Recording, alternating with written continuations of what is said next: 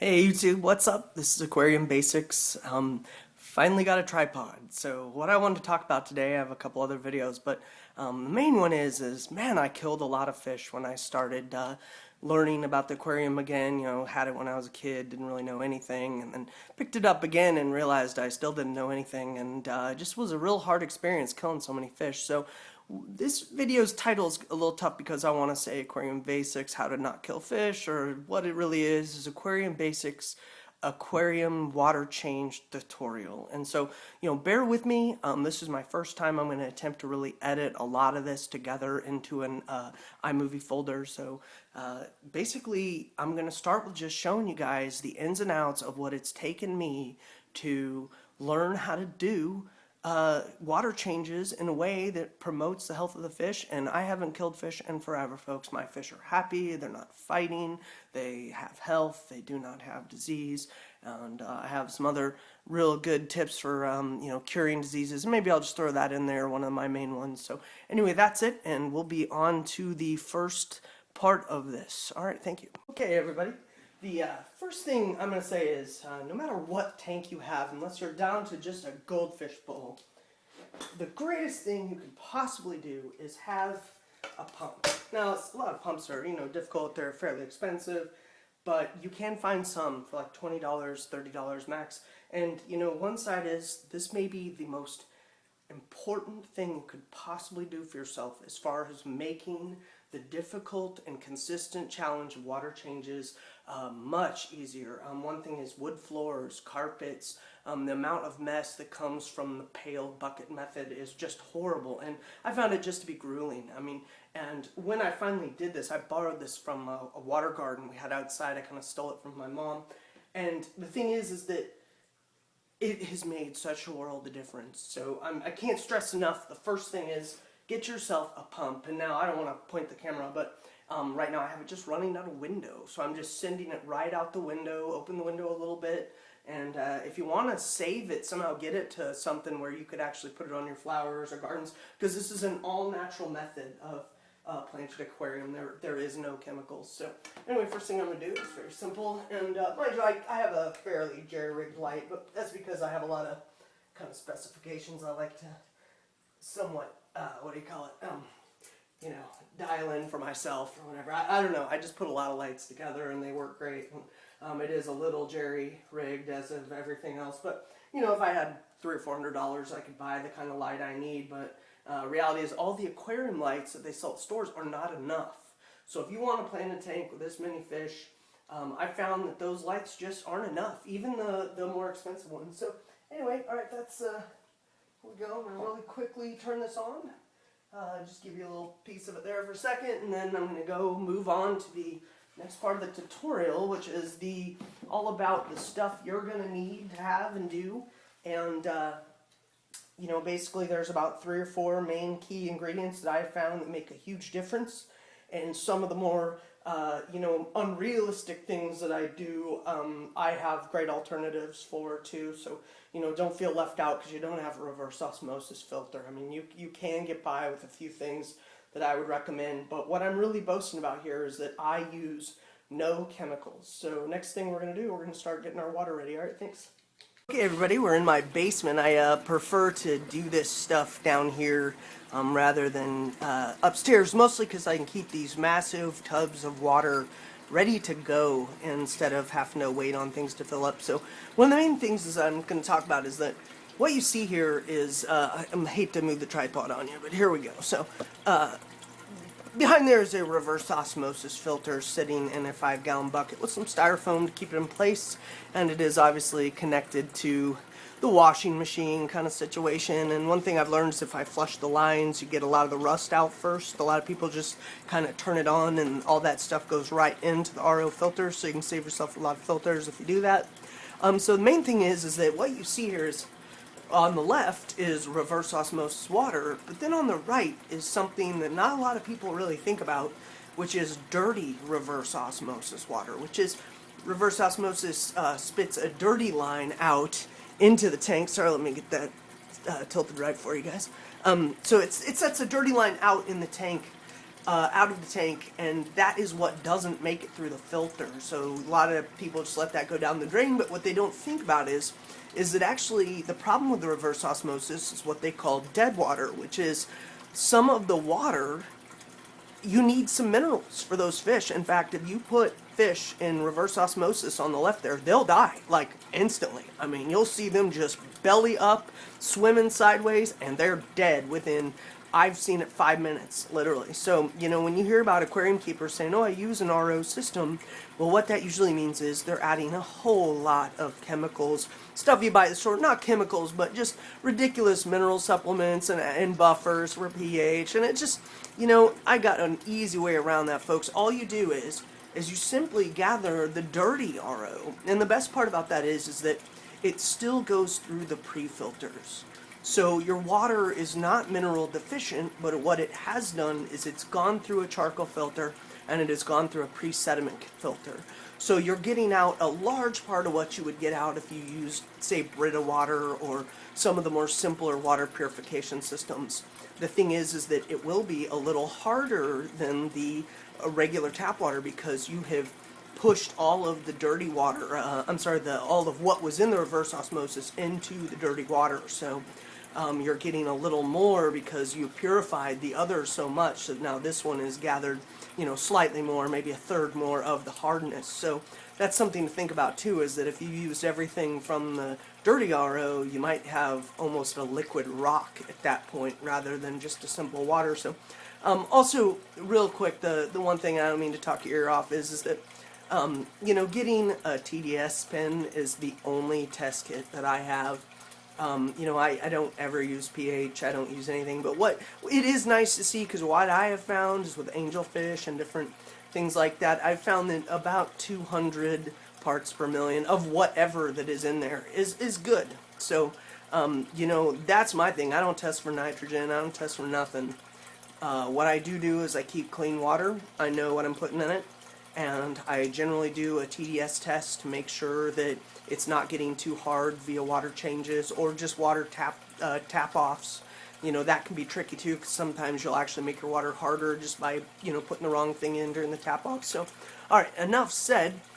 Here we go. So what I'm going to do is I'm going to show you, I'm going to back up a little bit to this tank here, which is my, now if I had a hose or something, this would be a whole lot easier.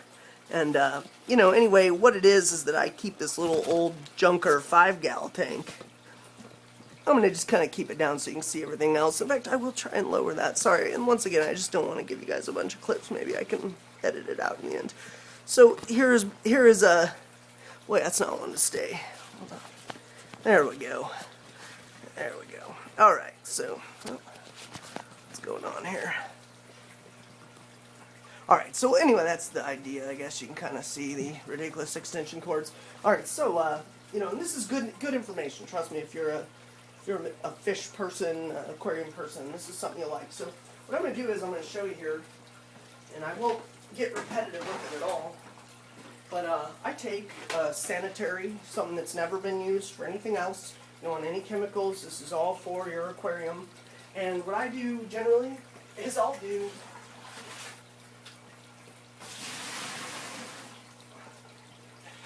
will do 6 to 1 of the RO to dirty. And I'll show you one little thing here. So anyway, not even keeping count. It doesn't matter how I just fill it up to about there. And then I simply add the 1 of the dirty. And I'm realizing I'm a little low on the RO water, like I wasn't thinking about there. So I'm going to maybe get back to this video in half an hour or something. But anyway, so this is the main secret though, is that the key to having healthy water is not chemicals, but a simple thing that is sold in stores, but not a lot of people know about it, which is peat moss. Although the thing is about Flavel peat moss or whatever is, it's just outrageously priced. It is just ridiculous to sell you those little things. You don't even want it in your filter. You don't want any of that in there. What you do is a cheap thing of pantyhose. And the guy who taught me this was really cool. I went to this guy's house to buy some driftwood from him, and he had discus. And I found out at first, he said, you know, when he was doing his water changes, he was just using tap water. And I said, well, God, you know, how the heck are you keeping those discus? Because I've heard how, you know, that's one of the few fish that really does need the RO. And he simply said he keeps peat moss in the tank like this, where it's kind of a T. What you'll see is it's a little dark, but it'll actually clear up. You know, you give it a day, it'll run through the system, it'll start to settle. And what it does is it breaks the water hardness, and it doesn't drastically reduce the pH so much as it does just kind of soften the water. And the best part of that is that some of those minerals are still in the water. It's just kind of broken them apart from being the main thing. And the peat moss itself actually adds some minerals as well. So even though you might be taking down the magnesium and the calcium a bit, which I do throw a little bit of some, I'll show you some of the minerals I do put in, but it's all natural. A lot of it's very affordable. You can find it anywhere, garden store, whatever. So I'm going to leave it at this first with the peat moss here. And that is the first key ingredient. All right, get back to you in a second. Okay, I'm back. This is a really quick clip here. I just wanted to show you how my tank is a little more than I wanted to drain it, but that's okay. I mean, I'm going to give them a fresh new water, and really it's all about preparing the water for the change, and that's what allows you to do more water change, is not shocking them with water that isn't prepared yet or has chlorine or, you know, isn't quite got those softening things in it or different minerals. So a lot of people, they put everything in and then they want to heat it up. You know, you should heat it up first. Like I use a kettle and I'll be heating up some water too. So, you know, you basically want to get into the left-hand side there in a tub. You want to get the water exactly like you want it first before you put it in. So this is a, you know, a great way to, you know, basically not shock the fish, is by having a tub outside of the tank that you prepare for a full fill up from the pump. So anyway, that's it. Get back to you in a second. All right, so just wanted to show you real quick too. This is how I kind of start filling it up now. So obviously I've taken the pump cord out the window. This is explaining the obvious. Then I put the pump in there. Now I still am waiting on a little RO to fill up. I realized I had a little bit less than I was thinking. So what I'm going to do though is put some in right now that I do have, just because the water is so low. So I'm going to give these fish a nice little just quick fill up. And once again, before I ever did this, I added the peat moss. So the amount I'm putting in isn't quite enough to really shock them for the cold yet, so I'm not going to worry about that. But you'll see here, one of the main things is, this is a great time to scratch some of the algae off the face. I try to not take too much algae out because of the Plecostomus and stuff. They like a Chinese Plecostomus or Siamese Plecostomus. So this is a good time for that, and I don't want to have to, you know, once again explain the obvious. Just go down there and do some scraping. So, all right, and yeah, I'll start pumping it full, and then I'll get back to you on what I really do to the majority of water to get it conditioned, and a lot of good secrets in there. So wait up, and I'll try to make it as quick as possible. Thanks. Real quick, as I'm filling this up, what I wanted all you guys to see is that when you use the tube to put it into the tank, I saw this guy doing this, and you put the tube to the side of the glass. That is the best way to break up this water to where it's not disturbing your substrate.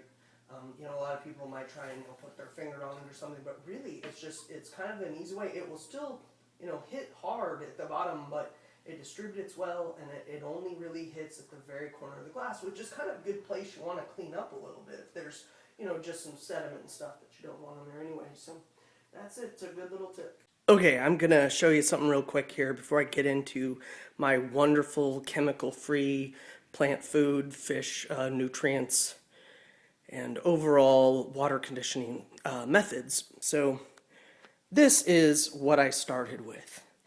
And as you can see, we have some classic Top Fin, pH, Aquasafe, Algae Relief, Kent RO, Maui, Victoria, Malai, whatever the heck it is. And then all the Flourish, what's this? Yep, Flourish. And then we got some more, you know, water dechlorinator, you know, ammonia.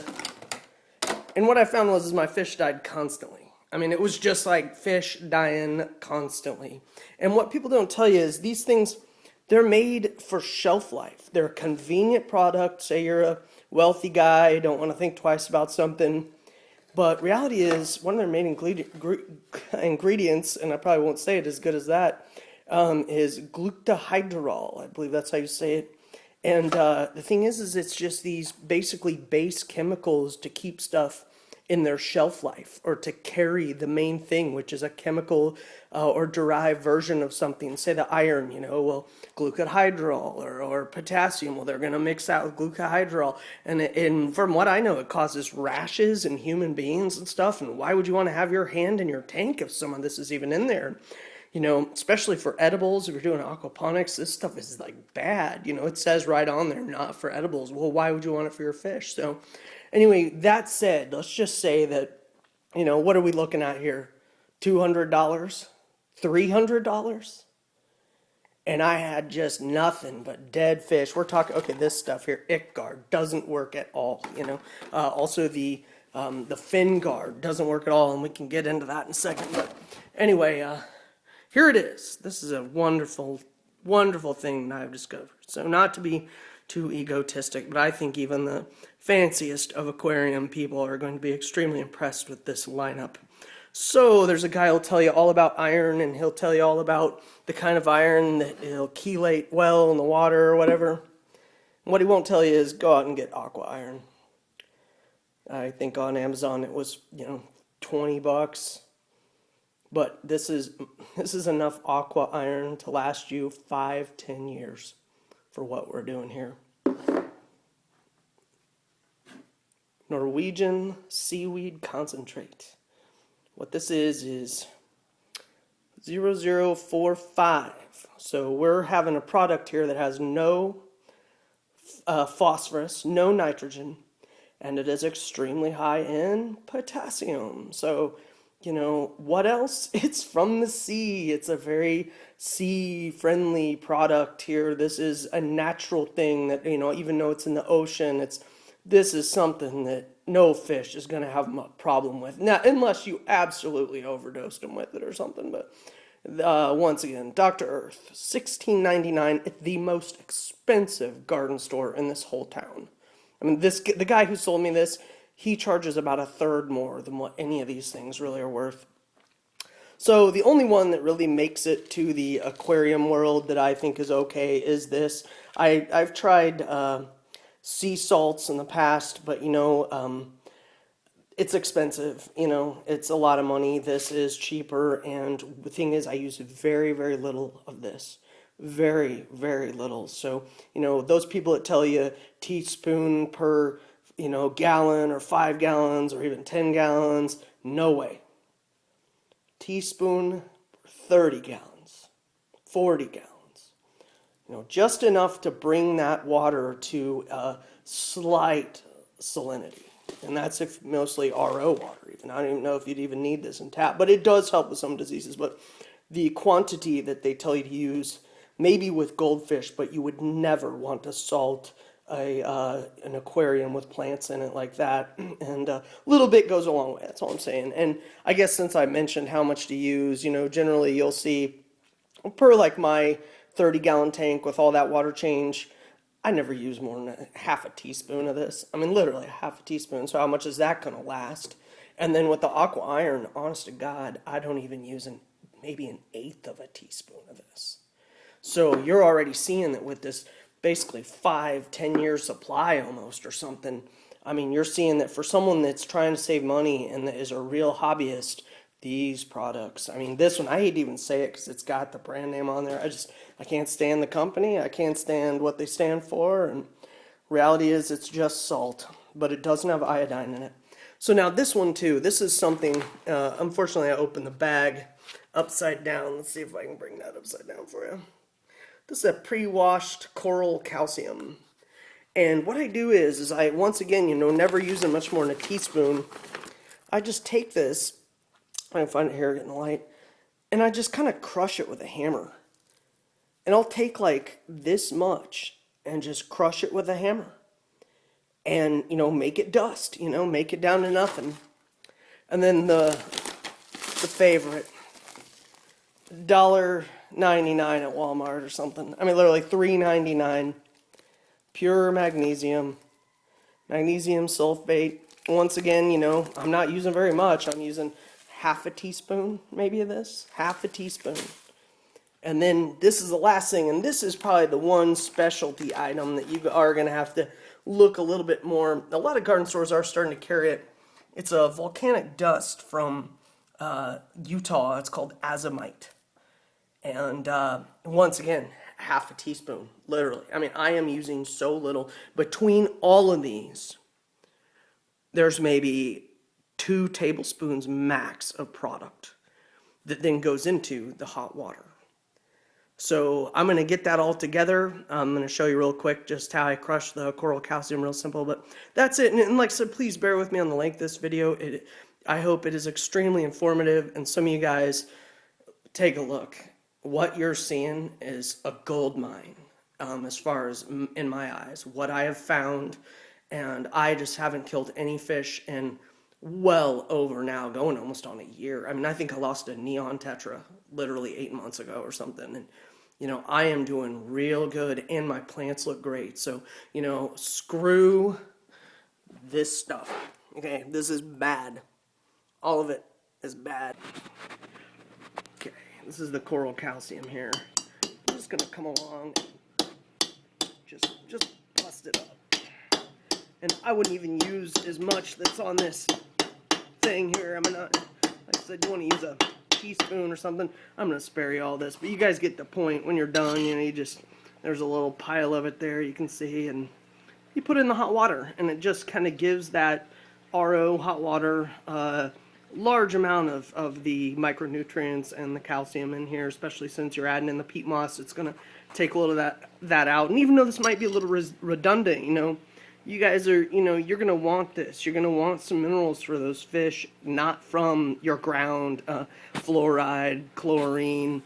I mean, let's just say this. I mean, groundwater, if that's all you got, that's all you got. But, you know, go with the higher quality and get some good minerals in it that are natural, no chemicals, and proceed from here. Okay, everybody, I'm back. And this video is almost over, I promise. So this is it, and I'm going to go ahead and mention the amounts. So literally a pinch of the aqua iron. That bottle lasts you 5-10 years at that rate.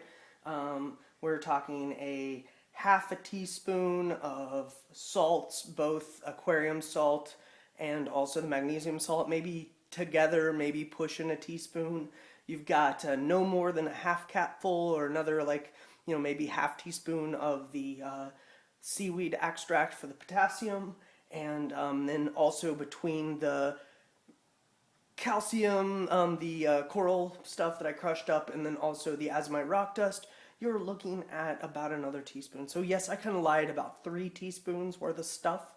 And this water was probably only about 50 parts per million, maybe, you know, max. So what this does is, and I don't want to lie, I think probably water is probably more like 75 to 100 parts per million. So between the peat moss and this wonderful combination of all natural minerals, they both aid the plants and the fish in health. You simply add it into the water. Very, very simple. And then I like to not toss all that sediment in. I like to actually just give it another run of the heat here. And then what I'm doing with the hot water mainly, besides mixing up the nutrients so much better, oh, it's getting hot. Sorry, don't burn yourself. Is I like to use it to heat the water up. So I'll go ahead and dump all that in. And so anyway, I guess instead of shutting the video off, I'm just gonna put all that hot water in there. And no need for measurements, no need for meters, no need for test strips, no need for nothing. I mean, you know, basically, you use your head, you don't put too much of anything in, and you certainly don't put a bunch of dangerous chemicals in. So what this is mostly about, and I gotta think about the name of this video, it's chemical-free planted tank. And, you know, there are gonna be some, you know, all-time, long-term people, veterans of this, that I can guarantee will be mighty impressed with this mixture. And I found it through trial and error. So anyway, certainly want to have the hose in when you turn it on. Alright, and we got the water going. And let's see here what's going on. It's not something. There we go. Okay, it was just clogged up. All right. So I'll show you one last frame of it when it's filled. You'll see the water's a little cloudy for about a day, half a day, and then it just turns into a gorgeous, gorgeous tank. As you can see, my plants are just insanely happy. So, and so are the fish. They're very happy. They don't fight. So there you have it. Obviously, the water's a little cloudy. It's all peat moss that you're seeing there. And that really only takes about a half a day for that to go away. Maybe by the evening it'll be a little bit foggy, but it's actually next day completely clean.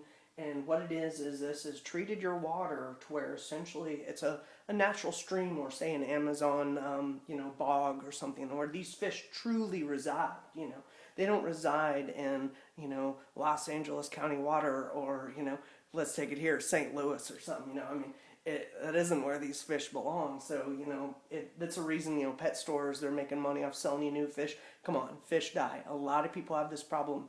All kinds of aquarium owners, they've had the fish for a couple months, it dies. They have for even a week or two, it dies. Kids get a fish, they die. Why is that? It's because you're using chemicals and you're putting them in water that they don't belong in. So what I have is extremely natural treatment. This is from my own trial and error. I have struggled more than anybody else. Like I said, bought in all the chemicals. I've had all kinds of problems, bad, unhealthy plants, and it's just so heartbreaking to have the fish die on you and stuff. So, like I said, I did maybe put a little too much peat moss in. It's a little more foggy than normal, but I had just filled up that peat moss pantyhose ball, so it kind of leached out a little more. But what I'm getting at is that, this video is going to allow you to do this safely, for your pets and your family, and it's also going to allow the plants and the fish to have a more natural environment. So hope you enjoy it. And one thing is, I think you guys noticed that people recommend the quarter water change, and no, and a fish in a planted tank. I took this one down even farther, but honestly, at least every 2 weeks, I take out almost all this water, or maybe even sometimes half of it full. Maybe more like every 8 days I'll take half out. And I know it seems tedious, but it's a labor of love, and it's not that hard. What I'm talking about is getting yourself a pump, because that is the key ingredient to making this an easy, enjoyable situation. If I had to pan that much water out of that tank, or even the siphon hose, how slow that is and stuff, the pump is your #1 friend here. So if I could say one thing with this video, go get yourself a pump. So, all right, hope you enjoyed it. Great. I hope to produce some other videos on also some natural remedies for fish diseases, and some other practical things as far as filter media and stuff. And I hope to not bore you. This one is probably the longest video that I'm going to do. All right, thanks. And sorry, one last time I wanted to show you too. I know this video is a long one, but I'm sure you guys are going to get out of it. This is the very next day. So all those natural minerals, peat moss, iron, all that stuff that I added into this, it is that clear the next day. It's just phenomenal. Even the crushed coral calcium, it's clouded the water up. It all gets in that water, and not all of it gets uptaken. Obviously the water isn't going to uptake most of those minerals. It uptakes what it can, and what you get is water that the fish are just so happy to be in, just happy, moving around joyfully. Plants are green, healthy, and I actually have really taken hold of some of the algae as well. When I first planted the tank, I mistakenly had a little bit of rock phosphorus in the bottom that I added to the dirt, and I knew I shouldn't have done that. I think it does help the plants a little, but the algae was not very good from it. So it's just awesome. So here it is, mineral water change, how not to kill your fish.